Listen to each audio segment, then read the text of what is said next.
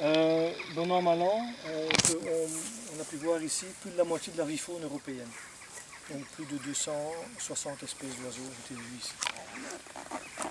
Comment est-ce que les sites se sont créés? Bon, je ne vais pas parler longtemps, je vous rassure. Comment est-ce que les sites se sont créés? Eh bien, c'est le résultat d'affaissements miniers.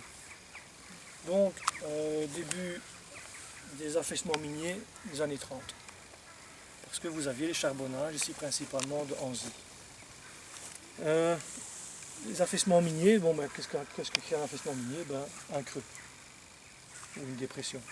Ici, la nappe de surface, la nappe phréatique étant de surface, donc à affleurement, ben, tous les creux se comblent d'eau.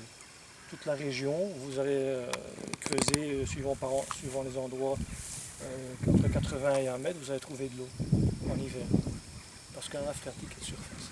Donc ici, les affaissements miniers, entre une moyenne de 1 mètre à 2 mètres d'affaissement minier, et tous les creux se comblent d'eau. Voilà. Il n'y a pas d'apport. C'est pas de pluie.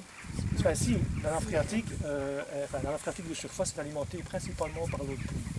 C'est ce que j'allais dire, c'est l'eau de pluie, il n'y a pas de rivière. Il n'y a pas d'apport d'eau par une rivière, donc c'est ce qui nous permet d'avoir une qualité d'eau quand même assez bonne. Puisqu'il n'y a pas de pollution. Il y a juste au niveau de Pomerol, ici vous avez le grand courant. Le courant ici, le grand courant qui vient d'Autrage. Et avant sur autre terre carbochimique. Ben, toutes ces industries ont pollué pendant des années le grand courant.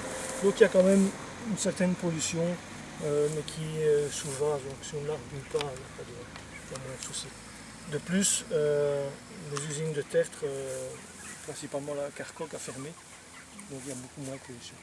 Mais sur Archy et Anzy, uniquement de l'eau.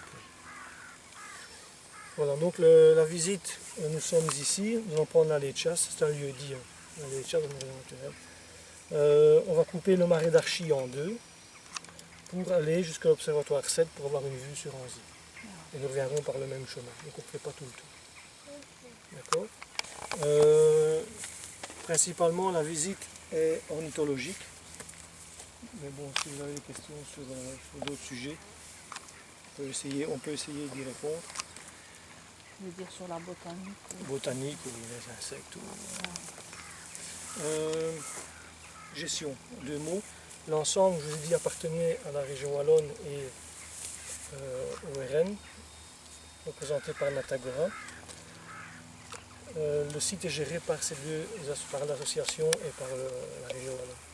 Donc ils ont un comité de gestion mixte qui décide des gestions à apporter sur le site. Comme je vous le dis, c'est un site, un marais, c'est un site qui demande malheureusement beaucoup de gestion. Il faut enlever les saules, on aura l'occasion d'en parler. Voilà. Question pratique, les visites sont payantes, mais gratuites pour les membres Natagora. Donc c'est 3 € pour les non-membres Natagora, mais ça va. Tu vois qu'il s'interdit de venir avec des chiens même en laisse? Non. Pour mieux observer, je me promène sans mon chien. Oui. Ça ne veut pas dire que Les chiens sont interdits. Non, les chiens sont on demande à ce que les chiens soient en laisse. Maintenant, si votre chien vous permet d'observer, ben c'est pour vous en fait. Oui. Mais en laisse, pourquoi on demande à ce que les chiens soient en laisse? Bien que beaucoup de gens, ça devient difficile. Parce qu'il y a beaucoup d'espèces d'oiseaux qui nichent au sol. Les chiens, mais ils vont nous débusquer. C'est simplement ça.